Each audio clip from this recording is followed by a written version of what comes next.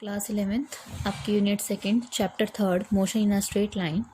आज हम पढ़ेंगे मैथमेटिकल टूल्स डिफ्रेंसिएशन। अब बहुत सारे बच्चों ने ये टॉपिक हो सकता है पढ़ रखा हो, बहुत सारों ने शायद नहीं पढ़ रखा हो।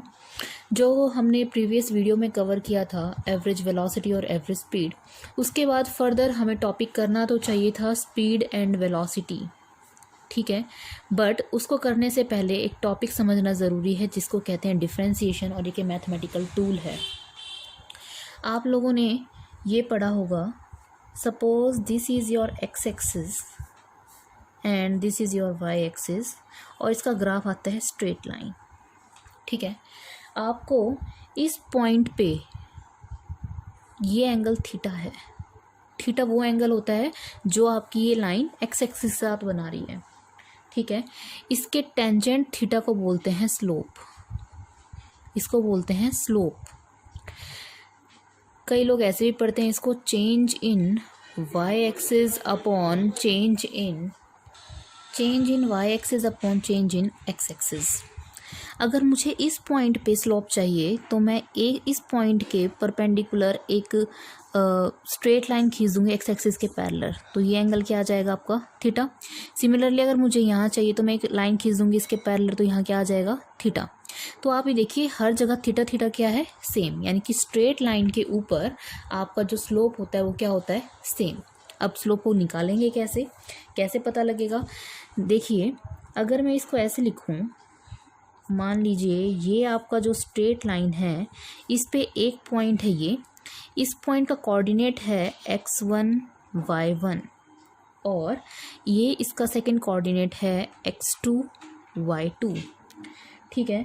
अब मुझे इन स्लोप चाहिए तो क्या करूँ मैं, मुझे एक्चुअली में ये चीज़ चाहिए, ये चाहिए ना, इसके परपेंडिकुलर में लाइन ड्रॉ कर दी इस पॉइंट पे। ये क्या है आपका थीटा, और टेंजेंट थीटा क्या होता है परपेंडिकुलर अपॉन बेस, यानी कि आपको ये और ये चाहिए।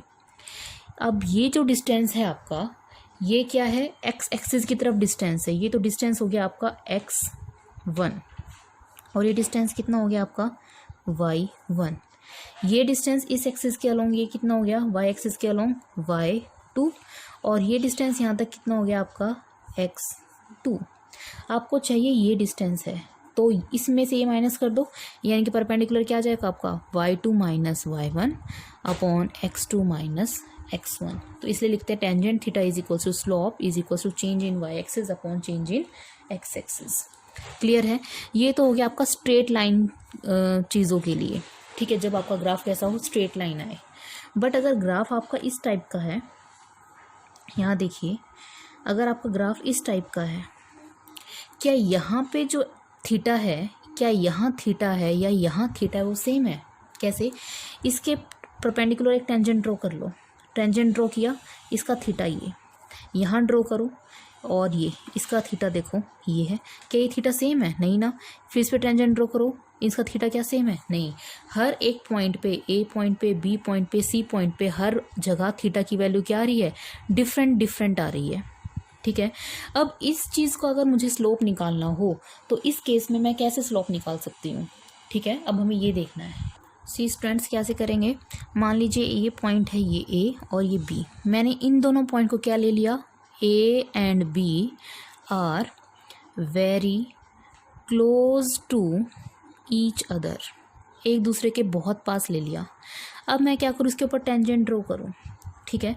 मैंने टेंजेंट ड्रॉ की तो इस पे बनने वाला थीटा, अब देखो क्योंकि ये पार्ट क्या है यहाँ पे तो वेरिएबल था, हर जगह थीटा की वैल्यू अलग आ रही थी क्योंकि यहाँ स्लोप टेंजेंट क्या था अलग अलग होता जा रहा था। बट यहाँ पर देखिए, और जब आप दोनों पॉइंट को बहुत करीब ले लोगे तो ये लाइन कैसी दिखती है आपको, अप्रोक्सीमेटली स्ट्रेट लाइन दिखती है, ठीक है। तो आप क्या ड्रॉ कर सकते हो, थीटा आपका क्या आएगा सेम आएगा, ठीक है। पर कंडीशन क्या है, A and B are very close to each other, यानी कि अगर इसका कोऑर्डिनेट है x1 y1, इसका कोऑर्डिनेट है x2 y2, तो आप कैसे लिखेंगे, tangent theta is equals to slope is equals to y2 minus y1 upon x2 minus x1, ये आना चाहिए। बट आपने क्या लिया, these points are very close to each other, यानी कि y2 minus y1 is approximately equals to 0, क्योंकि आपने बहुत क्लोज लिया है, बहुत पास पास लिया है बिल्कुल। Similarly x2 minus x1 is approximately equals to 0, but y2 minus y1 आपने लिया बहुत पास है, पर क्या है वो थोड़ा सा चेंज है। फिजिक्स में इसको कहते हैं थोड़ा सा चेंज, इसको बोलते हैं dy, और इसको x2 को बोलते हैं x2 माइनस x1 को बोलते हैं dx। तो क्या बन गया dy बाय dx। तो अगर कोई आपका ग्राफ इस तरीके से हो, स्ट्रेट लाइन ना हो, तो आपको क्या ले लो, पॉइंट्स को बहुत पास ले लो। पास लेने से एक स्ट्रेट लाइन ड्रॉ करो, तो वहाँ पे आप थीटा कैलकुलेट कर सकते हो, स्लोप निकाल सकते हो। तो change in y axis upon change in x axis किसके बराबर आ जाएगा, dy बाय dx के इक्वल आ जाएगा। तो इसको क्या बोलेंगे, dy बाय dx को rate of change of y with respect to x। ठीक है, इसको इस तरह से बोलते हैं dy बाय dx को rate of change of y with respect to x। Clear है यहाँ तक। सी स्टूडेंट इसको कैसे पढ़ेंगे, dy बाय dx को d by dx rate of change of, ऊपर क्या है y, तो rate of change of y किसके विद रिस्पेक्ट टू में, x के विद रिस्पेक्ट टू में, तो इसका पढ़ा जाएगा rate of change of y with respect to x। आपको ये फंक्शन दे रखा है y इक्वल्स टू x की पावर n, तो इसका जनरल फॉर्मूला कैसे होता है, dy बाय dx, y का डिफ्रेंसिएशन किसके विद रिस्पेक्ट टू में, x में, या फिर इसको पढ़ो rate of change of y with respect to x is equals to, general formula क्या है, जो भी पावर होगी वो आगे आ जाएगी, एन एक्स, एक्स का एक्स, और पावर में से एक क्या हो जाएगा, minus n x n minus 1। देखो इसके ऊपर एक क्वेश्चन करते हैं, y is equals to x square, तो क्या लिखोगे dy बाई dx, क्या होगा, पावर आगे आ जाएगी 2 x का x, और पावर में से एक माइनस हो जाएगा, तो 2 माइनस 1 तो कितना आ गया 2x। एक और देखिए, जैसे y is equals to x की पावर 5, तो कैसे लिखोगे dy by dx is equals to power आगे 5x और पावर में से एक माइनस 5 माइनस 1, तो क्या आ जाएगा 5x रेज टू पावर 4। इसी तरह से लिखा है y is equals to x की पावर 9, तो dy by dx is equals to power आगे 9x, 9 में से एक माइनस, तो क्या आ जाएगा 9x raise to power 8। Clear है। अगर आपको लिखा है y is equals to x, ये लिखा है, और x की पावर 1, तो dy बाई dx पावर क्या आ जाएगी, आगे आ जाएगी, पावर आगे आ गई x का x, पावर कितनी है 1 माइनस 1, पावर में से एक माइनस करोगे, पावर में से एक गया 1 माइनस 1 0, किसी भी चीज़ की पावर 0 क्या होती है 1, यानी कि अगर x का डिफ्रेंशिएशन करना हो तो कितना आएगा विद रिस्पेक्ट टू x, 1 आएगा। ठीक है, अब मान लीजिए अब आपको करना है, इसका डिफ्रेंशिएशन करना है d by d x of 5। अब देखो यहाँ पर 5 के आगे क्या, कि जिसके विद रिस्पेक्ट टू में डिफ्रेंशिएशन करना है वो वेरिएबल है, यहाँ नहीं है ना, तो कांस्टेंट का हमेशा डिफ्रेंशिएशन क्या होगा 0। अगर ऐसे लिखा है कि y is equals to 5, differentiation करो तो dy by d x is equals to 0, और अगर आपसे कहे d by d x of 8 क्या आएगा 0। तो अगर यहाँ कुछ नहीं दे रखा है तो आपका डिफ्रेंशिएशन क्या हो जाएगा 0। कांस्टेंट क्वांटिटी का हमेशा डिफ्रेंशिएशन क्या होता है 0 होता है, और अगर x रेज टू पावर में आएगा तो फॉर्मूला क्या लगेगा, पावर आगे n x n minus 1। Clear है यहाँ तक। ये क्वेश्चन दे रखा है y is equals to 5x raise to power 4 plus 3x square plus 2x plus 2, इसका डिफ्रेंशिएशन करो। आपको विद रिस्पेक्ट टू x करना है, तो dy बाई डी एक्स, अब हर पूरे का डिफ्रेंशिएशन होगा, यानी कि डिफ्रेंशिएशन किसका होगा, d by d x of 5x की पावर 4 का भी होगा, plus d by d x of differentiation 3x square का भी होगा, d by d x differentiation 2x का भी होगा, और d by d x of differentiation 2 का भी होगा। मैंने हर एक का डिफ्रेंशिएशन अलग अलग कर लिया। अब यहाँ देखो, यहाँ क्या होगा, देखिए अब यहाँ, अब ये क्या है 5 कांस्टेंट है, कांस्टेंट। अब अगर ये देखो वेरिएबल के साथ अगर कोई कांस्टेंट आता तो वो कांस्टेंट रहेगा। ठीक है, 5 का 5, पावर कितनी है 4, पावर जैसे इस वाले फॉर्मूले में था क्या था, पावर आगे आ जाती है, तो पावर आगे आ जाएगी 4, और पावर में से एक माइनस हो जाएगा 4 माइनस 1 3, प्लस 3 क्या है कांस्टेंट बचेगा, x की पावर कितनी है 2, पावर आगे आ जाएगी, पावर में से एक क्या हो जाएगा माइनस 2 माइनस 1 1, प्लस अब फिर से 2 क्या है constant, d by d x of x मैंने आपको करवाया था, पावर आगे आ जाएगी x 1 माइनस 1 0, और किसी भी कांस्टेंट का डिफ्रेंशिएशन क्या होगा 0। ठीक है, तो कितना हो गया 5 4 ज़ा 20, 20x³ प्लस 6x प्लस किसी भी चीज़ की पावर 0 1 2, तो ये आपका क्या आ गया, डिफ्रेंसिएशन आ गया। ठीक है, एक आप कीजिएगा, एक क्वेश्चन और देती हूँ।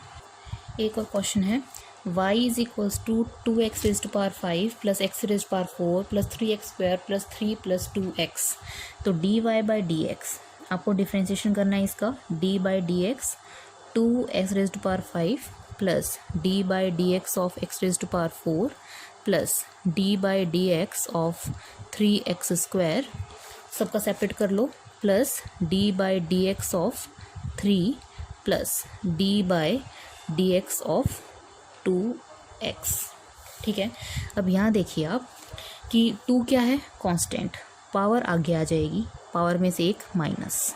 ठीक है, x की 4 का पावर आगे आ जाएगी, पावर में से एक minus 4x³ plus 3 as it is, power आगे आ जाएगी 2, पावर में से एक minus 1। d by d x of 3 कितना आएगा 0, और 2x का डिफ्रेंसिएशन कितना हो जाएगा 2 का तो 2, और x का क्या होगा, x की पावर 1 है तो पावर आगे, और पावर में से एक माइनस 1 माइनस 1 0। ठीक है, तो कितना बन गया आपके पास ये 5 2 ज़ा 10 x raise to power 4 plus 4x³ plus 6x plus 2। ये आपके पास क्या आ जाएगा, इसका डिफ्रेंसिएशन आ जाएगा। क्लियर है। अब आपको पावर दे रखी है माइनस में, इसका डिफ्रेंसिएशन कैसे करें, same step, d by d x, power आगे, x का x, पावर में से एक माइनस कर दो, -2 -1, तो कितना हो जाएगा -2x -2 -1 -3। क्लियर है। ऐसे एक और कर लेते हैं, y इज इक्वल्स टू, ऐसे दे रखा है 5x की पावर -1, ये दे रखा है। ठीक है, या फिर इसको ऐसे भी दे सकते हैं, y is equals to 5 by x, है ना। तो आप सोच के देखो, 5 1 बाई एक्स, पावर ऊपर है तो x -1, इस तरह करके लिख लेना। ठीक है, dy बाई डी एक्स, 5 क्या है, कांस्टेंट, अब पावर क्या है -1 आगे, पावर में से एक माइनस -1 -1 -5, और x की पावर -1 कितनी होगी -2। क्लियर है। एक क्वेश्चन देती हूँ अब एक आपको क्वेश्चन दे रखा है, y is equals to 5x raise to power 4 plus 3x³ plus 3 by x square plus 8 by x plus 8। इसका डिफ्रेंसिएशन करना है, कैसे करोगे, dy by d x, d by d x अलग अलग कर लो, 5x raise to power 4 plus d by d x of 3x³ plus d by d x of 3 by x square है। देखो मैंने बताया था ना, पावर ऊपर ले जाओ, x की power -2 plus d by d x of 8 x की power -1 plus d by d x of 8। ठीक है, अब यहाँ से 5 तो एज इट इज़, पावर आगे आ जाएगी, पावर में से एक -3, फिर से 3 एज इट इज़, और पावर आगे आ जाएगी, पावर में से एक माइनस, पहले तो क्यूब था, कितना हो जाएगा x का स्क्वायर। अब यहाँ देखिए 3, पावर कितनी है -2 आगे, और पावर में से एक माइनस, -2 -1 -3 प्लस 8 तो आगे, अब पावर कितनी है -1 आगे, पावर में से एक -2, और कांस्टेंट का डिफ्रेंसिएशन 0।